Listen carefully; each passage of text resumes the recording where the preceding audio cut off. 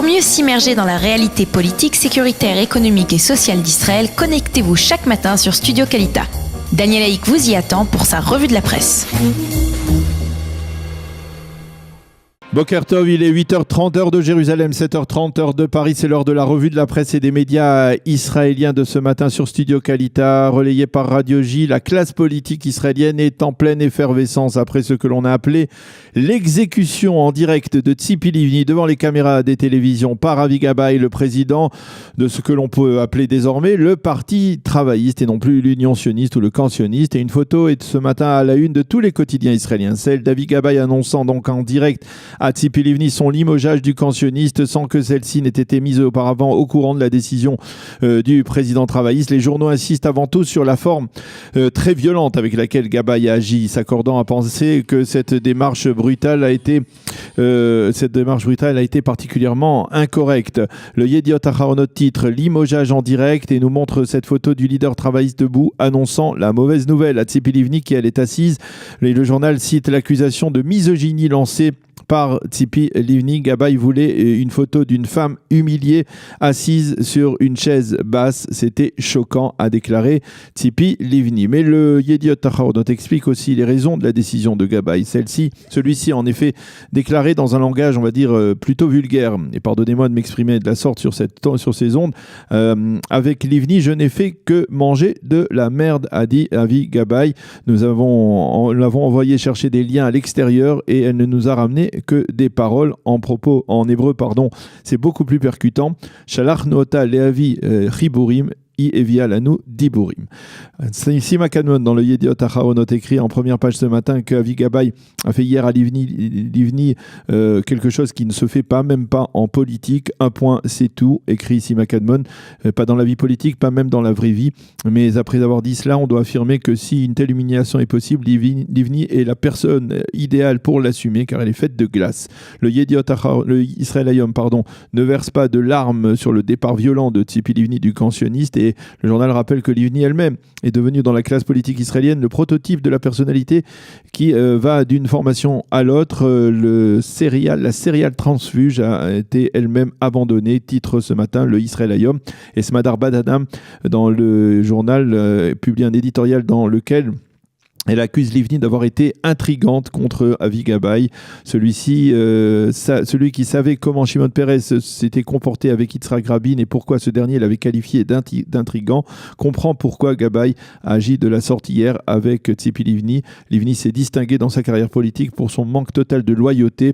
Elle a trahi Ehud Olmert en le poussant à la démission. Elle a trahi Shaul Mofaz en quittant Kadima après que Mofaz ait été élu à sa place.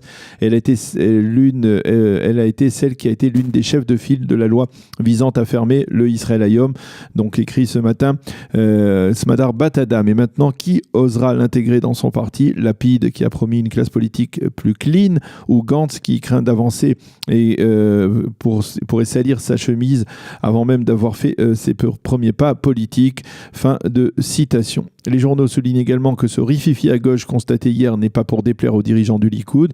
Et enfin, pour clore ce dossier, le Haaretz insiste sur la nomination par Gabay de Sheli Yechimovic au poste de chef de l'opposition à la place donc de Tzipi Livni. En marge de ces développements, Ethan Orkivi écrit ce matin en première page du Israël Hayom sur le silence très embarrassant, de plus en plus embarrassant, de Benny Gantz. Si les supporters inconditionnels de Benyamin Netanyahu devaient choisir entre Benny Gantz et Avi Gabay, ils auraient sans hésiter choisi Gabay. Pourquoi ? Eh bien tout simplement parce que contrairement à Gantz, Gabay n'attend pas de voir quelle posture sera la plus favorable ou la plus rentable pour lui. Gantz est peut-être un héros dans les sondages, mais c'est pour l'instant un poltron idéologiquement.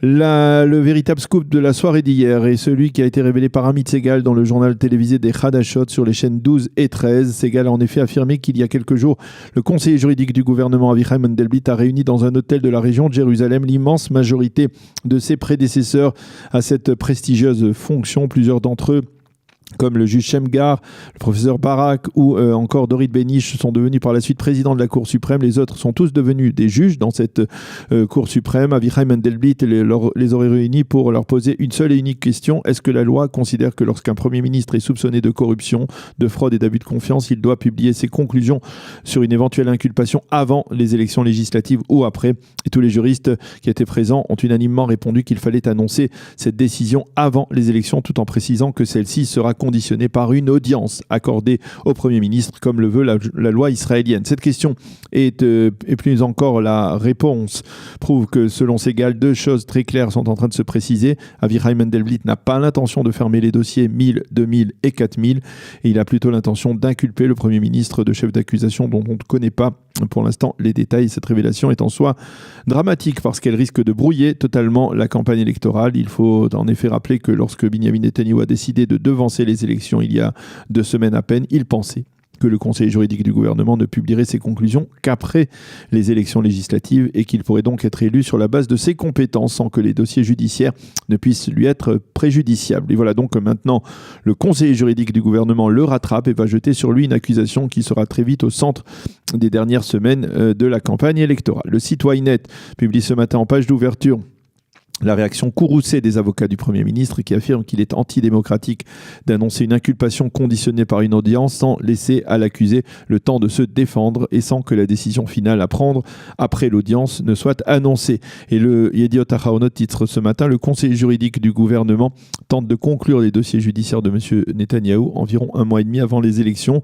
Les journaux mettent également un bémol en affirmant que ce timing interviendra uniquement s'il n'est pas nécessaire de procéder à un complément d'enquête. Dans ce cas, il sera quasiment impossible d'annoncer une décision aussi importante avant le 9 avril.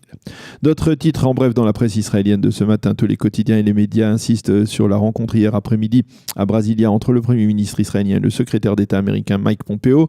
Une rencontre en marge de la cérémonie d'intronisation du nouveau président brésilien Jair Bolsonaro.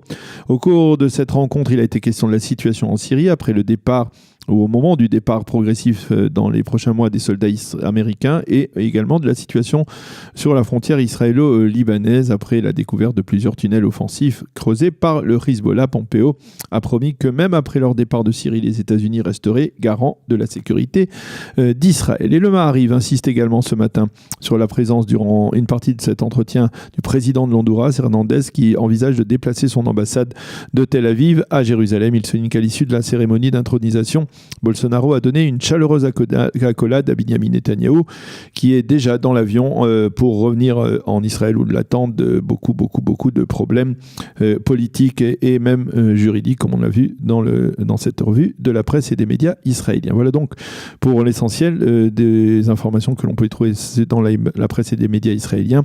Nous allons marquer une pause musicale. On se retrouve tout de suite après avec la chronique d'Eliana Gurfink. Pour mieux s'immerger dans la réalité politique, sécuritaire, économique et sociale d'Israël, connectez-vous chaque matin sur Studio Kalita.